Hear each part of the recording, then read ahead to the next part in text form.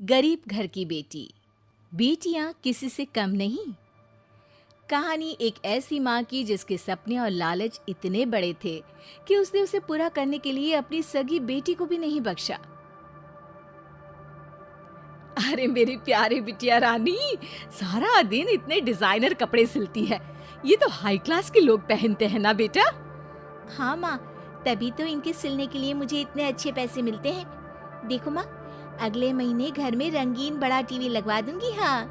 अरे जीती रहे बेटा। वैसे कोई ऐसा काम कर जिससे एक बार में ही ढेरों पैसे आ जाए। आने को तो इसमें भी अच्छी कमाई है माँ, लेकिन एक दिन में एक ही कपड़ा सिलो तो आराम भी है ना। वैसे क्या करना है माँ इतने पैसों का? अरे तू बड़ी भोली है बेटा। अरे ओ रायना के पापा, देखो तो रायना के लिए मैंने एक लड़का देखा है। पैसे तो इतने हैं कि लाखों रोज इधर से उधर हो भी जाए तो पता ना चले। वो तो ठीक है, लेकिन इतने बड़े घर का लड़का हमारी रायना से शादी क्यों करेगा? अरे कैसी बात कर रहे हैं आप? क्यों नहीं करेगा? अरे करेगा ना, कमी क्या है हमारी रायना में? अच्छा, फोटो तो दिखा दो, कैसा है लड़का? कहीं ऐसा ना हो कि कोई बूढ़ा निकले। अरे थोड़ी सी उम्र में बड़ा लड़का कोई बूढ़ा नहीं होता। ये देखो।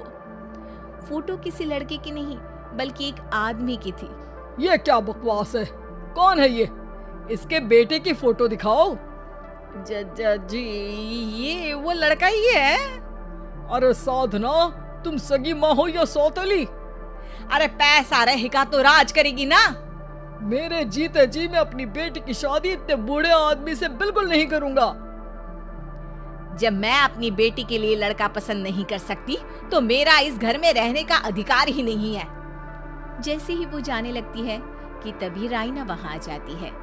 माँ, आप जहाँ बोलेंगी मैं वहां शादी कर लूंगी, आप कहीं मत जाइए। और फिर रायना की शादी अपने से 11 साल बड़े राधा राम से हो जाती है। शादी के बाद एक दिन, अरे माँ, कैसे आना हुआ आपका? अरे बेटी, घर में आने के लिए कुछ सोचना होता है क्या? ये लो, पूरे 2 दर्जन केले हैं बेटा। शुक्रिया माँ। वैसे और बताइए।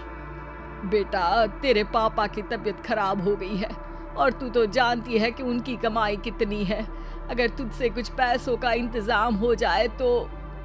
माँ, मेरे पास पैसे कहाँ से आएंगी? अरे वाह बेटी, तू तो गिरगिट की तरह रंग बदल रही है। अरे तुझे पढ़ाया लिखाया, तेरी शादी में पैसा लगाया, अब तेरे मायके वालों को जरूरत है तो तू ऐसे जवाब देगी? अरे माँ, ऐसे मत बोल। मेरी मुंह दिखाए में जो पैसे मिले थे ना, वो मैं तुझे दे देती हूँ। लेकिन अगली बार से आपको जब पैसों की जरूरत हो तो आप कुछ दिनों पहले ही बता देना। अरे ठीक है, तो अभी से सुन ले, अगले महीने भी पैसों का इंतजाम करके रखना, मैं आकर ले जाऊंगी। तभी वहाँ रायना की सास आ जाती है। अरे समधन जी, कैसे आना हुआ? अरे कुछ खाया पिया आपने? जी वो केले लाई हूँ पूरे 2 दर्जन। अब बेटी के ससुराल आना था तो खाली हाथ थोड़ी ना आती मैं। कोई बात नहीं बहन जी, आराम से बेटी से बात करिए, मैं और भी कुछ खाने को भिजवाती हूँ। सास के जाने के बाद साधना भी पैसे लेकर घर आ जाती है। अब दिन बीतते हैं। साधना हर महीने रायना के घर आती और पैसे लेकर चली जाती। लेकिन एक दिन अचानक रायना की सास का फोन साधना पर आता है। बहन जी, जैसे भी हो आप जल्दी से हमारे घर आ जाइए ना। हमारी बहू रायना को क्या हो गया है? न बोल रही है न हिल रही है। हैं? अरे मार तो नहीं डाला मेरी मासूम बेटी को? साफ साफ बोल देती हूँ, मेरी बेटी को कुछ भी हुआ होगा ना तो मैं तुम लोगों को कंगाल कर दूंगी, क्लेम कर दूंगी करोड़ों का। अरे क्या हुआ भाग्यवान, कहाँ से करोड़ों आ रहे हैं? अरे मार डाला हमारी बिटिया को उन लोगों ने। हैं? क्या बोल रही हो तुम? मैंने तो पहले ही बोला था कि लड़का ठीक नहीं है। दोनों रायना के घर पहुंचते हैं, जहां रायना का पति कहता है, अरे आप डरिए नहीं, डॉक्टर ने कहा है कि वो अब खतरे से बाहर है। अरे पर वो खतरे में गई क्यों? अरे क्यों मेरी लड़की को मारने की कोशिश की गई। अरे वकील करूंगी बड़े से बड़ा और सबको सड़क पर ले आऊंगी।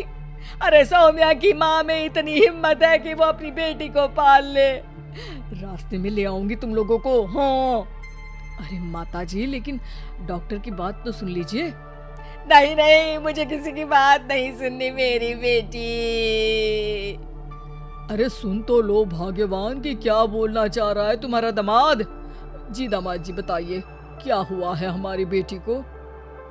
अरे पता नहीं, सारी सारी रात किसके लिए कपड़े सिलती रहती है और वो कपड़े जाते कहाँ हैं।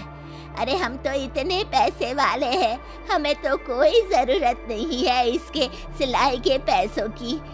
मैंने तो कहा भी कि बिटिया अगर इतनी इच्छा है तो दिन में एक ड्रेस सिल लो, लेकिन मानी नहीं। आप ही की बेटी है, पूछिए आप, पूरे होश में है अब। हाँ। ये कहकर सास वहां से चली जाती है। अब कमरे में सिर्फ बेटी, माँ और पिता थे। बेटा, मैं तो जीते जी मर जाता अगर तुझे कुछ हो जाता तो। क्या बात है बेटा, ये लोग अच्छे नहीं, तेरा पति ठीक नहीं है बेटा। अरे नहीं नहीं पापा, ये तो साक्षात भगवान का रूप है। मेरी सास तो मेरा पूरा ख्याल रखती है। ये लोग बहुत अच्छे हैं पापा। अरे तो फिर क्या जरूरत पड़ गई मरने की? माँ, पता ही नहीं चला, सारी सारी रात काम करती रहती। आपको पैसे भी तो देने थे, लेकिन ये नहीं पता था कि सेहत खराब हो जाएगी। अरे पैसे देने थे तो सास से या पति से लेकर दे देती। नहीं नहीं माँ, ये मेरे सम्मान के खिलाफ था। आप लोगों ने मुझे इस लायक बनाया है कि मैं आप लोगों की मदद अपने पैसों से करूं। पिता को साधना पर बहुत गुस्सा आता है, लेकिन साधना की आंखों में आंसू होते हैं। मुझे माफ कर दे बेटा, मैंने कभी नहीं सोचा था कि तू इतनी स्वाभिमानी निकलेगी। बेटा, मैंने अपने लालच में तेरा जीवन बर्बाद कर दिया, मुझे माफ कर दे बेटा।